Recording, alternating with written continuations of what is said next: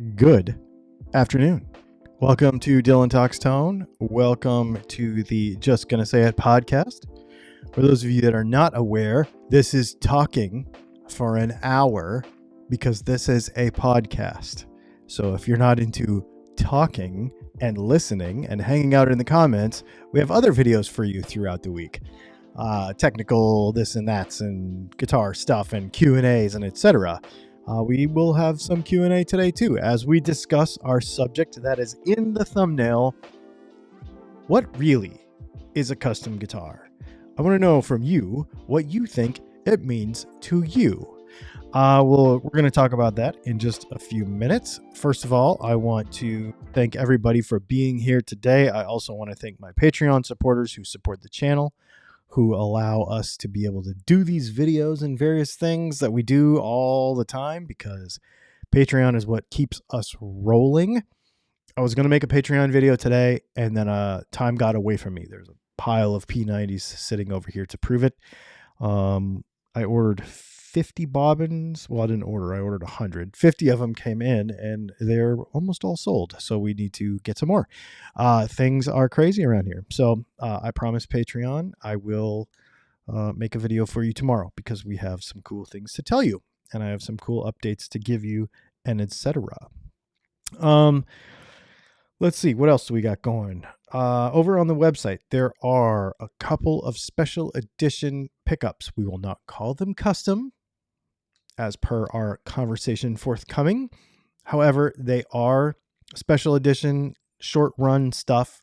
One of which actually we have only one of, and that is this DAF pickup right here, this humbucker in raw nickel.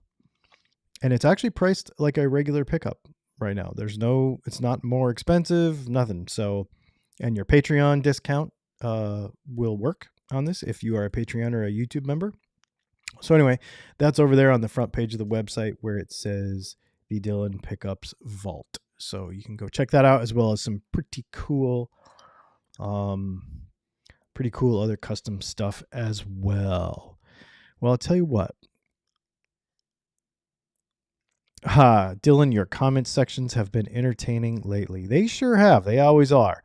So I tell you what, let's get right down to the comments section and let's hear from you. It looks like there's 43 folks already commented of the 52 that are available. So let's talk and hit the like button and subscribe and all that. What does a custom guitar mean to you? I have some thoughts about this. I looked at a bunch of different guitar builders, makers, common names we think of when it comes to custom shops and custom guitars and stuff like that. And we'll talk about that here in a few minutes. Let's see. A custom guitar is where it has your personal specs assigned to it based on your wants and likes. Okay, so and we'll get into what I think the proper term for that is. We'll talk about that. Let's see. Customized versus full custom. Oh, okay. So this is very good. So a customized guitar versus a full custom, you see a difference between those two things. We have some what I would consider insightful and thoughtful folks in the comments today. This is very cool. Let's see. I think this will be a great show. I think it will too. Let's see.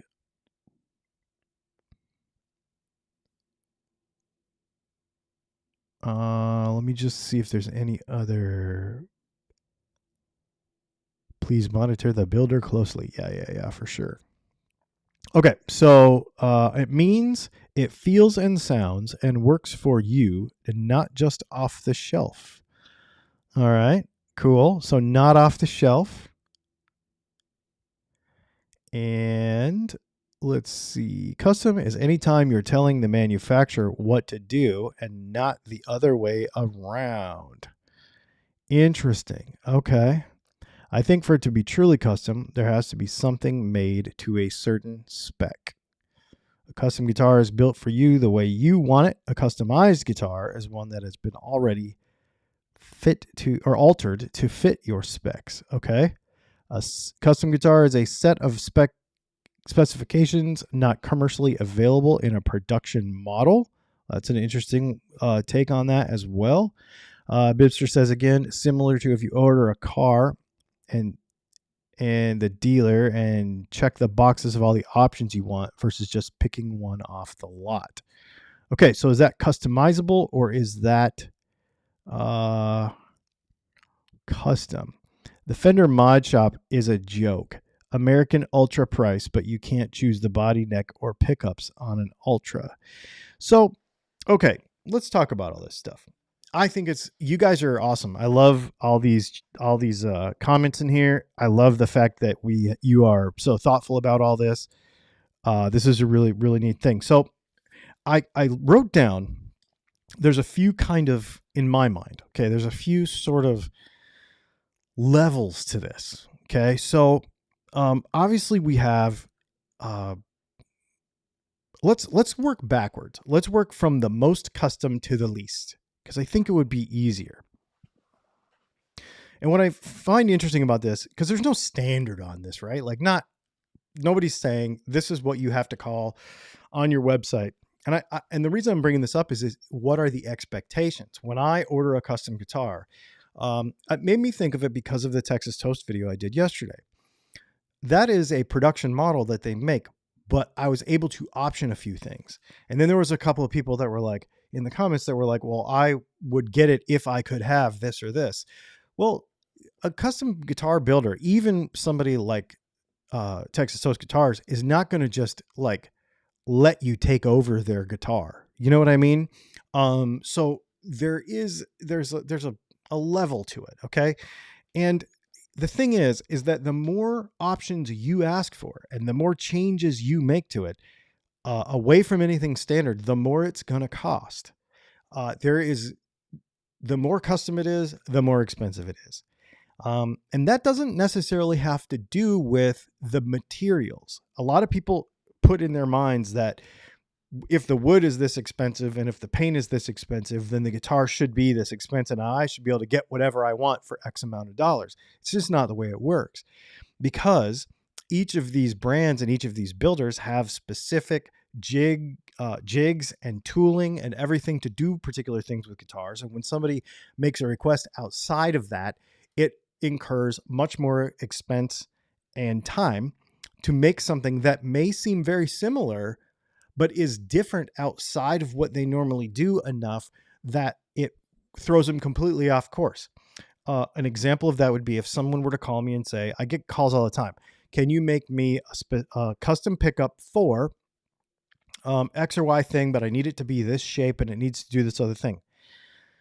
And I always tell people, I don't mind customizing wines. I don't mind customizing, and moving some things around. We used to do that. We don't do it a whole lot anymore. We don't really have time to.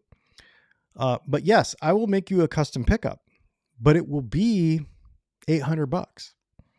If I have to cut out the flat work, if I have to engineer the thing because I'm only making one, then we're talking about a lot of cost. And so you might say, well, I want a particular shape. I want a particular whatever. So, and those sorts of things, when you get outside of the standard so far, it just incurs time and cost outside of what that guitar builder normally does. And a lot of folks don't understand the value or the cost of getting them outside of their norm. That's something you have to pay for.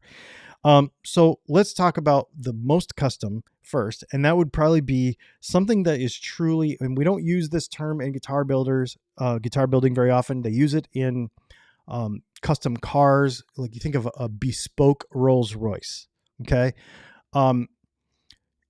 There are coach builders, they're car builders, but they call them coach builders because they will literally build a car for you from the ground up. They will literally make a shape of the car, the motor that they're going to put into it. They will build it from the ground up, and it is bespoke.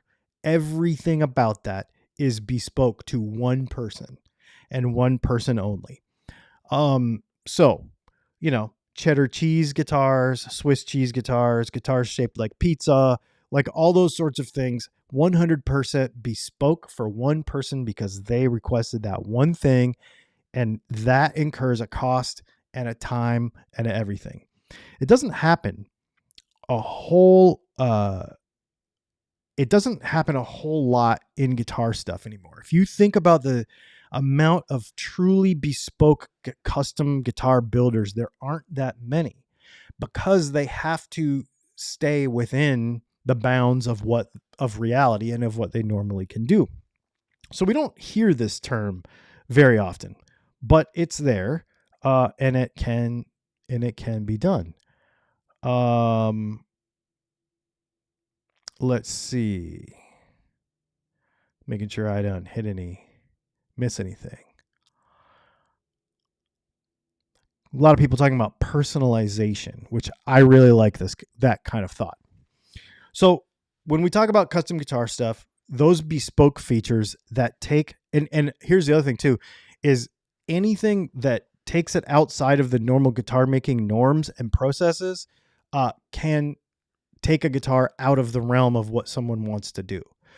For example, if you were to call a small builder like Texas Toast, or call a builder like, who am I thinking? I don't know, Anthony at Lucky Dog, for example, and you tell him, I want one of your guitars, but I want this particular feature. And they say, well, we don't hardly ever do that feature.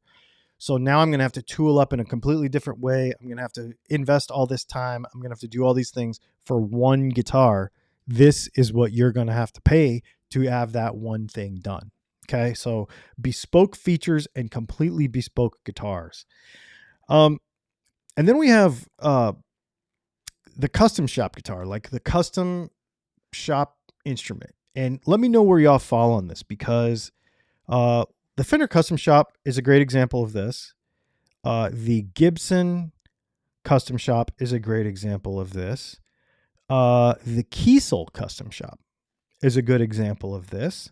The Gibson Made to Measure is the one I was thinking of. And to a lesser extent, the PRS Private Stock, because the PRS Private Stock is a little, they're a little bit less, you can choose a few less things. But when we start to get into custom shop guitars, these guitars are still going to be the model that we know of, right? There's still going to be a Les Paul, there's still going to be a Strat, there's still going to be a Tele. When you call up the Fender Custom Shop, they're not going to tell you're not going to be able to tell them, I want the peg head to be shaped like an axe handle. I want the pickups to be upside down or backwards or inside out or whatever you want.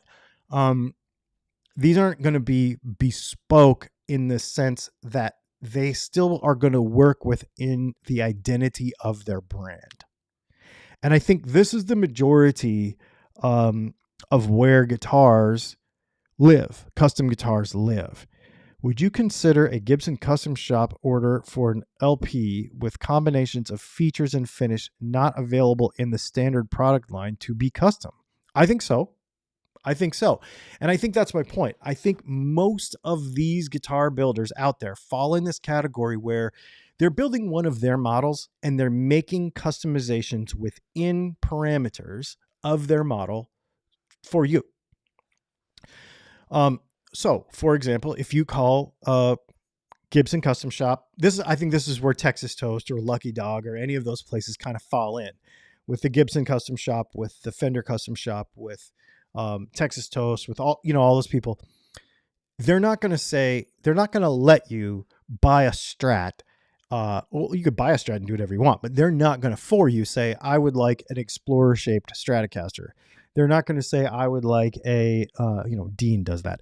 I would say, they're not going to say, I want a different color size peg head on there, or a different shape peg head, or, I want, whatever it is. Because they're going to live within the brand identity of that instrument, but at the same time, make it as customized to you and let you pick options. Right. So Matt at Texas Toast Guitars isn't going to say, I want, isn't going to allow you to dilute his brand with something that does not fit that brand. So the Gibson Custom Shop, Fender Custom Shop, all those places are all going to do that. They're going to live within their brand that they function with it every day. Kiesel is an interesting one because Kiesel custom makes all the parts. However, they kind of mix and match within their brand. So you might be able to have different body shapes and different necks and different combinations of things. And I guess the Fender Custom Shop does this too. You could put a Jazzmaster neck on a Telly, or you could do whatever you want. They'll mess around within reason. But Kiesel kind of falls in that same category as well. Kiesel's an interesting one because they, we'll get into another concept here for guitar builders too, that is a little bit below the normal custom shop thing that we think about. And that is in what I consider like the mid-tech range. So those of you that don't collect knives may not be familiar with this, but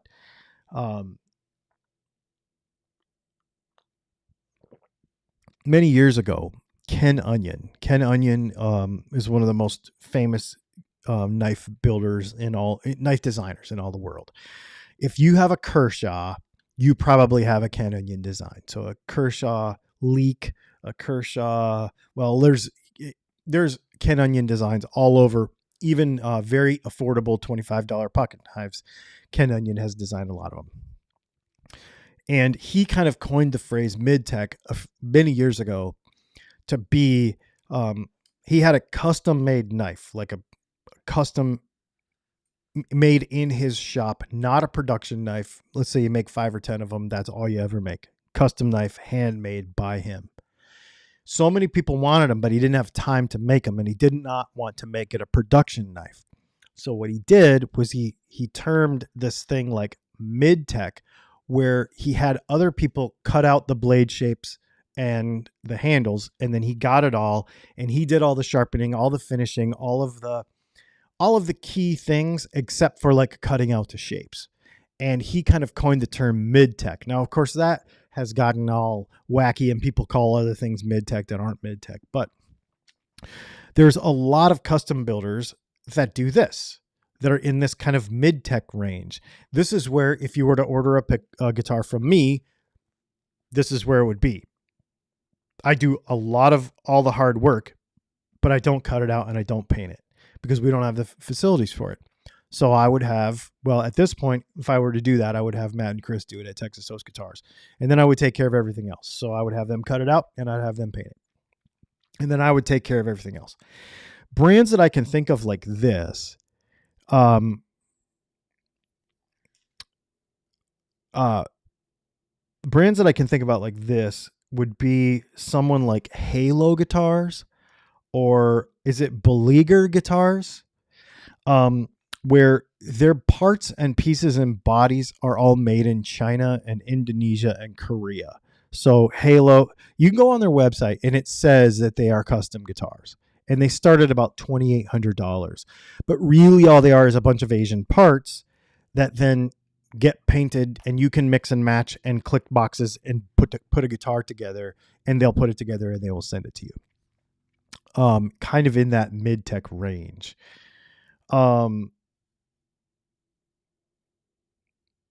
So there's a lot of folks that do that. I got an important question. Could you do an Alnico version of the GNL Comanche Z pickups? Nope, I will not. That falls under that category of it's outside of what we do. And yeah, I could do it, but it would cost you $800 and you don't want to pay that.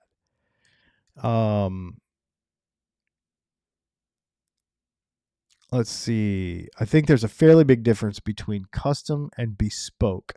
You've got enough examples of both to speak from experience on this. Oh, for sure. Absolutely. Yeah, I have some bespoke instruments that have been made that there's only one and there's only ever going to be one. And I have a lot of custom guitars that are available to other folks, but there's aspects about them that are just mine. Like there won't be another one like it, but it will be kind of like it, except for a few features. I think that's kind of where custom stuff comes into play. And then of course there's this mid-tech thing where they're basically just, they're sourcing out some things, but then they are doing a lot of the important work to make the guitar nice. And we see, the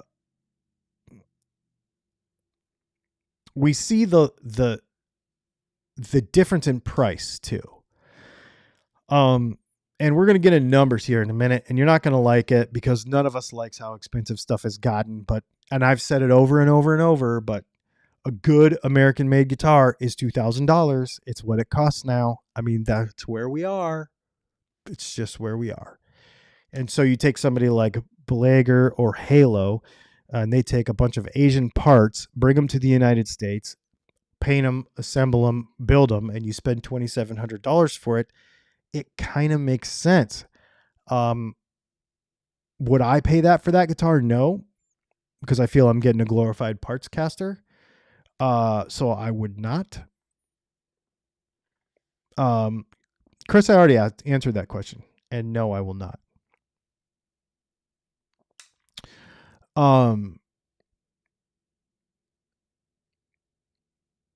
Let's see. Presley, California Customs make some really nice guitars to your spec. So yeah, so that's the thing. These are questions. And the reason I bring all these things up, I was thinking about it yesterday as I was shooting the video for this Texas Toast thing. And shooting the video for some other things that I've got coming up, and thinking about and playing some of my own guitars and thinking about expectations. Somebody actually commented yesterday after this video, and I'm going to bring this up. A lot of people don't like it when I bring up their comments, especially the dumber ones on YouTube, because they think I'm being mean, but this isn't about that. This is about flushing out thoughts, right? Like, you put something in the comments. Did you say it in a moment of whatever, or, and he said in this comment, he said, "Oh, come on, this video is ridiculous." He's talking about my pink Paisley guitar. And he said, "I just find this in opposition to my experience of the philosophy of this channel.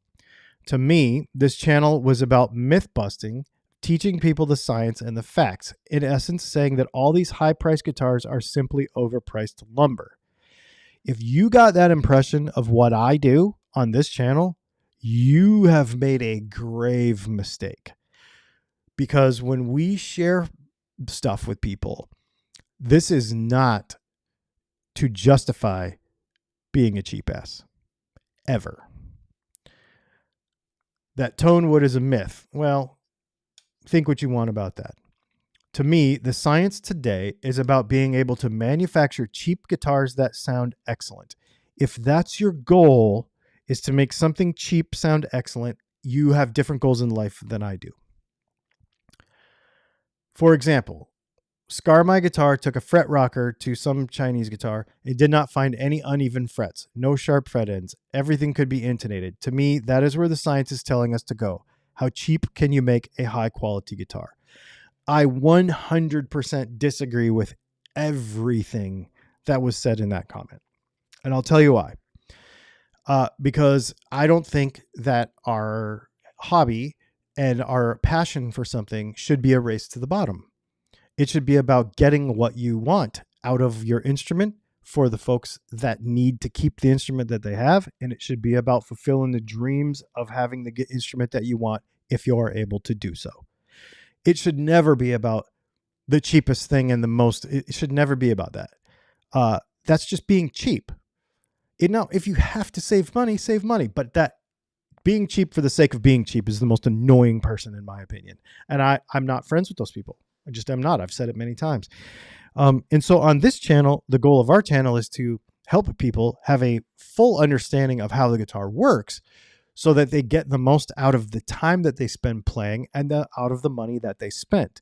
Now, that's not being cheap, that's being smart to make sure that we make use of the resources that we do have.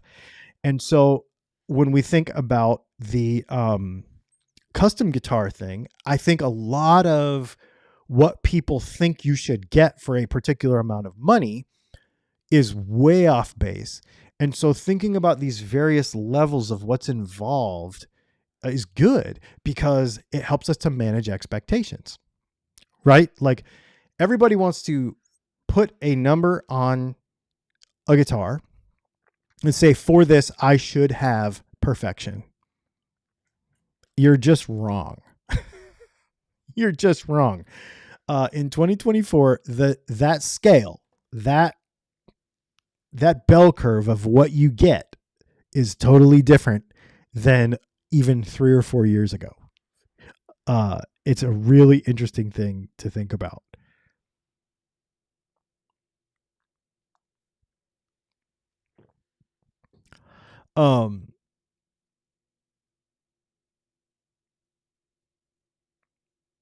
Let's see.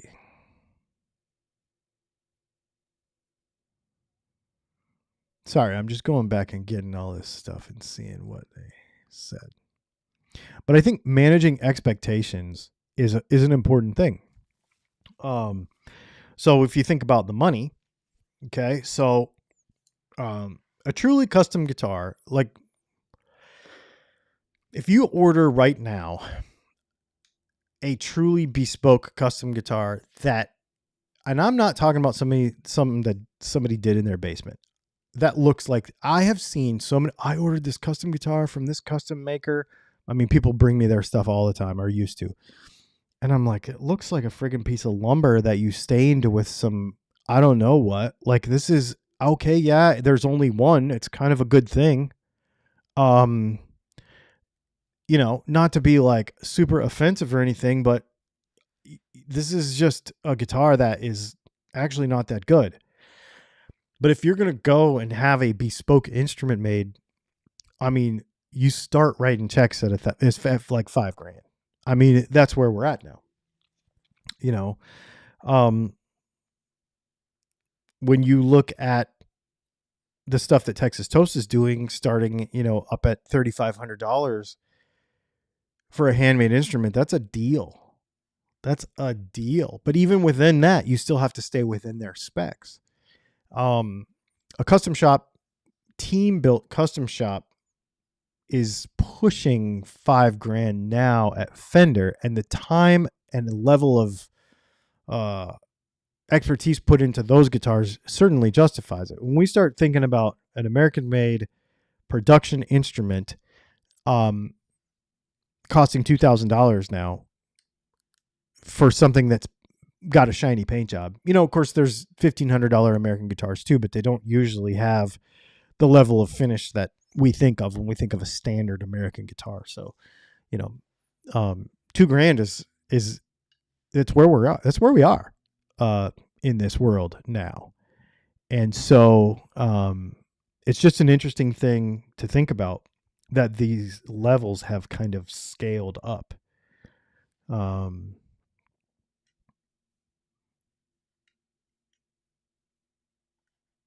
Hey, what's going on, Texas Toast Guitars? How you doing, Matt? Matt's going to have a reaction video to yesterday's video on his channel at, I think, like 6:30 tonight or something. I'm really looking forward to that. People are obsessed with, let's see. We wrestled with this for years, and I was one of the loudest mouths on YouTube talking about how various custom shops weren't really custom. I have acquiesced now that I do this for a living. Yeah, it's funny how you do that, right? But see, and here's the thing: is Matt and I at Texas Toast have had conversations like this. You start to realize that you do have to standardize some things. You cannot have completely bespoke features. Now you can do things like, you know, of course, hey, I want, you know, my grandma's name in inlays on the neck, you know, okay, yeah, we can do that. But if you start like completely changing body shapes, completely changing whatever, not only does it hurt your other production of your production models, but it also takes time away from everything. And so the more bespoke features that you add to a particular instrument, the more astronomically expensive it has to be. It's not a one-to-one comparison. So if this guitar is, $2,000 and I need to add 3 bespoke features, it's not going to be $2,300. It's going to be $3,000. It's going to add another 1,000 because you are not only taking the time and the retooling and the resetting of equipment and the stopping everything else in the shop and stopping all the other 20 guitars that you were working on to do this one thing. It's very disruptive. And so somebody has to pay for that time when you disrupt the process. So every time you disrupt the process with some sort of bespoke feature, it becomes astronomical. And it's a something to think about. And it's kind of just a reality check for a lot of us, because I think the expectations of many of us, we think, oh, I'm just going to call up so-and-so and I'll have them build me a guitar and it's going to cost this much money. It costs how much? Well, yeah, I mean, it does, Due to our busy schedule with our standard models of guitars, as well as the workshops we put on each month, we can only build about 2 or 3 of these kinds of guitars every year. Building a guitar like this that looks and plays terrific takes a considerable amount of time to simply plan, not to mention actually build. So there's firsthand from a guitar builder who has built some crazy, you've seen, if you follow Texas Toast, you've seen some pretty crazy one-off builds that they've done, but they take a very long time, and and they're expensive. They're expensive. Dylan, what is your opinion on some of the Fender's Taiwan tuners on some US models? I've not seen that, so I don't know the answer to that question.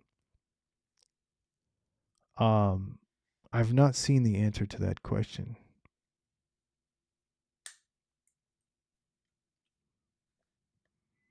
Let's see. My USA Strats are good enough for me. Well, and if your name is Larrivee, man, you have a very nice acoustic guitar too, sir. Very cool. It's amazing how we can feel a guitar is expensive and we can feel a guitar is cheap. How can we tell? It's hard to explain. Eddie, thank you for saying that. That is something that I have been trying to articulate on this channel for years. And you just did it in one sentence. And that is really, really important. People say it's all about the tone. And being a pickup guy, I disagree. Just because you can create a sound doesn't mean that you want to. You have to want to. Yes, my pickups will make it to where the sound that you want to create will come out of the guitar. But if you don't want to touch the guitar, if the guitar is uncomfortable, if it does not feel right to you, then you don't want to make the cool sound. And it changes your interaction with the instrument. Anything, and this is something I think about a lot. Anything that changes your physical interaction with the instrument affects your tone. How you hold it, where you hold it, how you grip the guitar, where it sits in your lap, is it comfortable on the strap? Is the finish right? Do the knobs feel good? You get confidence from those things. You get confidence from quality. And when you have quality and you have confidence, you play differently. End of story. So all those things do affect your tone. Can you put a Gibson custom shop pickup on some Spectrum analyzer and put it next to an Epiphone pickup and tell the difference? Absolutely, you can. Can everybody in real life tell the difference between a custom shop pickup and an Epiphone pickup? Not everybody can, because they don't have the ears that have acclimated or gotten to a place where they appreciate those differences. but sometimes it's about feel. Thank you for the super chat, sir. Thank you, Andrew House. Can I get my grandma's name on a pickup cover? Looking forward to your on Thursday. Dude, I'll write anything you want on your pickup cover. You tell me, and I will write it on there. What is now an entry-level guitar is 1,000 times better than the garbage I was playing in the early mid-70s. It's true. And you know what else? It is true. You're right. But the rest of the guitars have gotten better too. This notion that cheap guitars have gotten just as good as expensive guitars is not true. Everything is a sliding scale. Everything is going up, which is great for all of us. It's great for all of us. For those of us that don't want to spend the money on this stuff, they can still get something that they really enjoy. For those of us that really appreciate certain things about a quality instrument, then we can spend the money if we want. It's a really cool thing to think about. Instead of comparing them to each other, just where do you fit in? And that's why this conversation is so cool, because it's all about expectations. If the guitar does what you expect it to do, then you have the right guitar. And I would not encourage you to go buy a more expensive one. If the thing that you have does what you expect it to do and want it to do, then do it, use it, and have it. As your tastes change, though, here's the only thing I'll say. Allow them to change. Aspire to be somebody. Just don't be like, well, I just need to make this guitar just as good as this other one, and now I'm on this quest to prove to the world that my Epiphone is as good as a Gibson, because it's not. It just will never be. It just won't. That's just how it is. That's the reality of it, and that's why they cost what they cost. It's no big deal. It's not a problem. It's not a bad thing. It's just kind of how it is. And if you decide you pick up a Les Paul, a Gibson Les Paul, and you're like, this neck feels good, and this binding, I really like this binding. I didn't even know I like binding. I just learned a thing today. I like a bound neck with the thing the way it is, and I like this. Then you have discovered a thing, and your tastes have refined, and you have found something else. You still like that other guitar, but you have now found something else that's very cool. Do you aspire to have the thing now? Maybe, maybe not. But it's okay to be either way. It's really cool to think about. It's super fun. Let's see.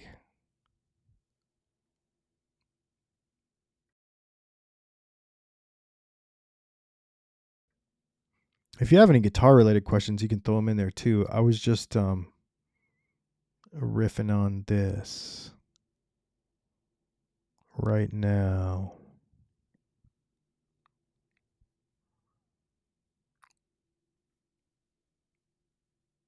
Couple off topic things. My son got married on Sunday, which is pretty cool.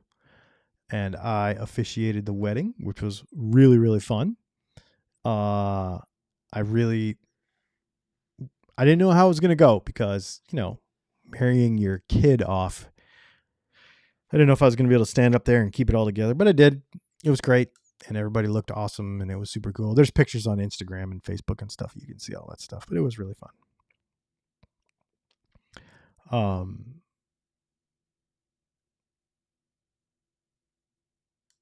Yeah, and I'm really glad that you folks are in a space where you're learning and exploring too, because it's really fun.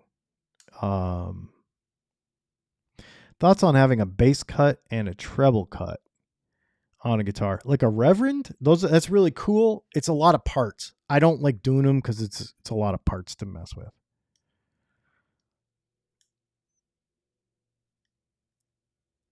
I'm just not a fan of putting that many parts in there.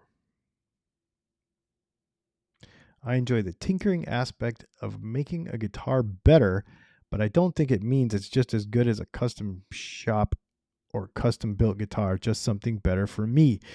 See, and I think that's so cool because obviously that's how we make a living, right? You guys customize your guitars and I sell you the parts to do it. So it keeps the lights on around here. This is what literally pays my bills. So I appreciate you. That's super fun. Have you bought a Kaweco Brass Sport fountain pen yet? I have not. I have not bought a Kaweco Brass Sport. I did get a Diplomat Arrow. I really like. I've been using that a bunch. How are the GNL ASAT single coils different from P90s? We have a video on that. It's on the channel. They are different. They have a ceramic magnet in them. They have a different construction, but they are very similar, but they are different, and there's a reason they sound different. Any ideas on fixing fret spout with stainless steel frets? I have a fret dressing file. You just have to do it. Just realize that it's going to be hard. It's going to take you some time. Take your time and do it, and you might need to buy a new file when you're done.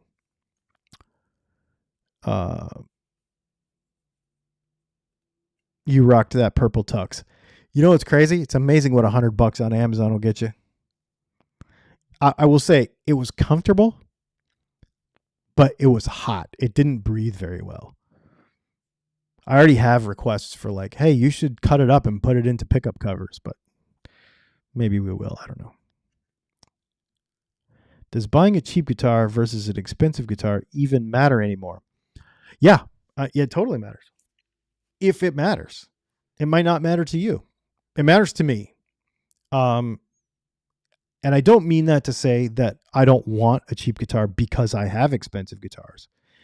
But I think the more important question is, where does the guitar that you're interested in buying, no matter what the cost, fit into your arsenal? If you do not feel that it has a place, do not buy it. If you feel that it does have a place for a particular reason, then buy the guitar and it will now occupy that place. Or if you're just a collector and you think it's fun, do that too. But if you can't personally justify a feature or a finish or whatever, that's okay. I totally get it. That's why, we all like different stuff. But it does make a difference. The construction of more expensive guitars is better. The parts are higher quality. The wood selection is better. The weight, the balance, everything is better on more expensive guitars where more thought and engineering is done. Here's the reason. Here's the reason. It's very simple. A Les Paul, a Strat, a Tele, an SG, a 335, a V, an Explorer, okay, a Martin, a Gibson J45 or a J50. Those are the guitars that started all of this. Every other, and I'm talking real ones. Now we're not talking about Epiphone stuff. Every other guitar was inspired by copying somehow, living up to the reputation of the original. The original was engineered to do the thing that it does. Every other thing was engineered to meet a price point or a particular type of audience who was not going to spend the money on or otherwise commit themselves to the real thing for whatever reason. That's the only reason. It's not necessarily, there's no other reason than that. It's everything else is built to a price, is trying to hit a price point and an audience that is different than the ones that are the thing. So when I said I wanted a Martin D28, I wanted a Martin D28 because it's the thing. There's lots of guitars that copy it, and there's lots of just as good as guys who say that it is just as good as the D28, but they're just wrong because the D28 is the thing. It's the only one. It's the thing. That's the thing that everybody else is trying to be like. The guitars that are like that. I mean, I'm not saying a Taylor's trying to be like a Martin, because it's not. It's a different flavor. But, fake Les Pauls and Strat copies and all that kind of stuff. The real thing is the real thing, and then everything else is trying to be like the real thing. Or an evolution of the real thing. I got a Silver Sky. It's a revolution. It's an evolution of the of the Strat. But it's still not a Strat, So yeah, for sure. So it's not, there's nothing malicious about any of this. people put that in there, and they put all this hate and vitriol and stupidity into it. But there's no negativity in it at all. It's really just hitting a different audience. Which audience are you? Are you a Epiphone audience guy, or are you a Gibson audience guy?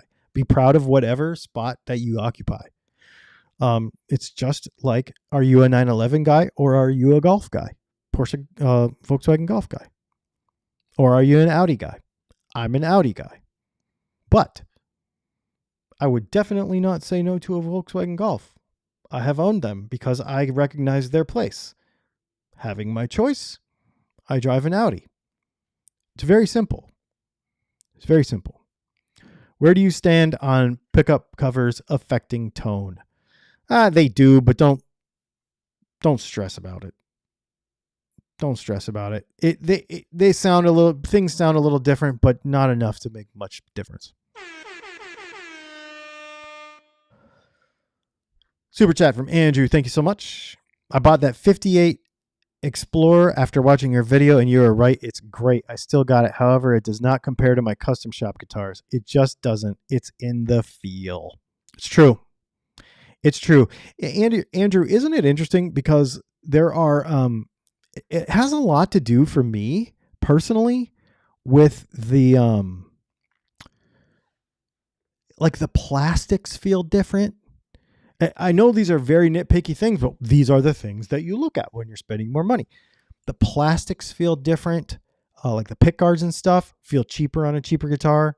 So for example, that's one of the things I really could not stand about the Silver Sky SE after owning an American one, is the plastics and the knobs. They just feel cheap. Now, if you've never owned an American one or played an American one, you wouldn't know the difference. But once you feel that difference, like, man, they just kind of feel cheap. And the finish just feels cheap, and the there's just some things that feel cheap in your hands, and the way the pots turn and stuff. And then once you feel that, you're like, oh, wow, yeah, there is a difference. It's just a matter of whether you want to spend the money on the good one or not. Or I don't mean the good one. I mean the more expensive one. Yeah. I drive a Passat. I used to have a Passat. It was awesome. I've had probably 20 Volkswagens or 15. I don't know. We've had a lot of Volkswagens.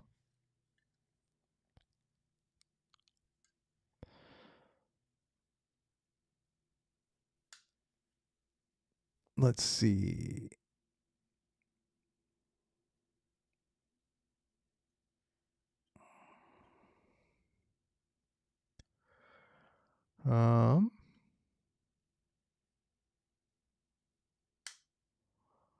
Just looking through here to see.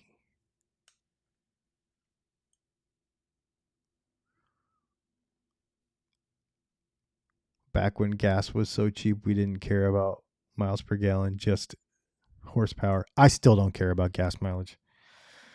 I don't, because when it gets empty, you're going to fill it up. Yeah, you know, I mean, yeah. Do you have to sometimes, when it gets really expensive, decide, okay, I'm not going to go on this random drive for no reason? Yeah. And it does cut into your life a little bit, but I don't know. If I'm going to spend time in the car, I have to enjoy it. I cannot. Transportation is not transportation for me. Transportation is travel, which is different in my opinion. And it is also an experience. And so I really, yeah. Audi, king of the road. Last one was an SQ5. I have an SQ5. I have a 2023 SQ5. And I love it.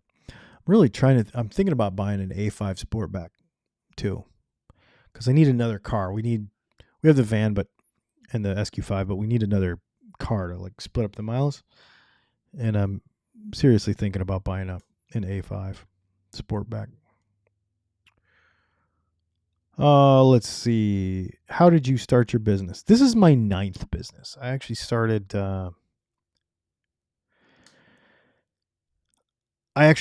my first business when I was 17, and I've been running my own businesses, and I build them up, sell them, build them up, sell them.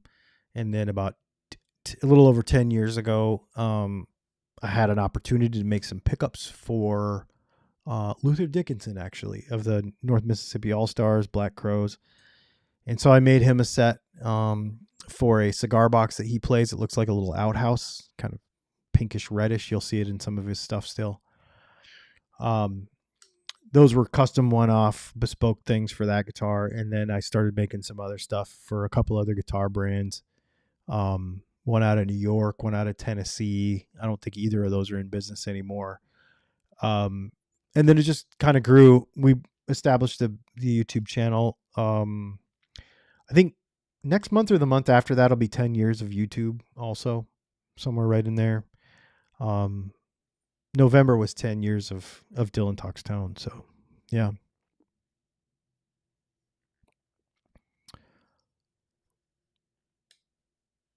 Yep.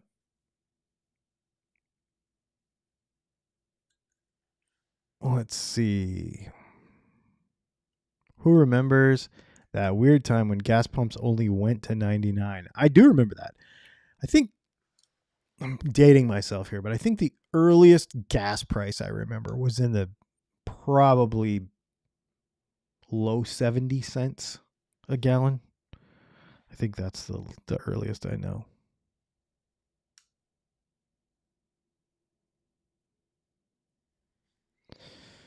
All right. Well, you guys, this has been super fun. Thank you for the super chats and the conversation.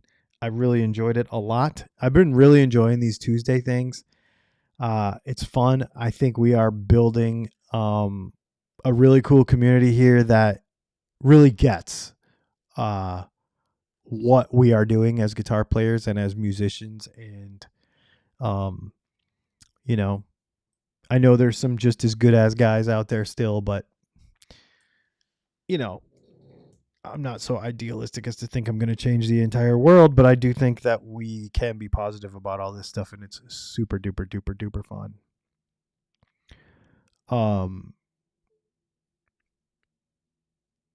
So there you go. We will see you all. If you're on Patreon or YouTube members, you'll see me tomorrow, and everybody else, you will see me on Thursday.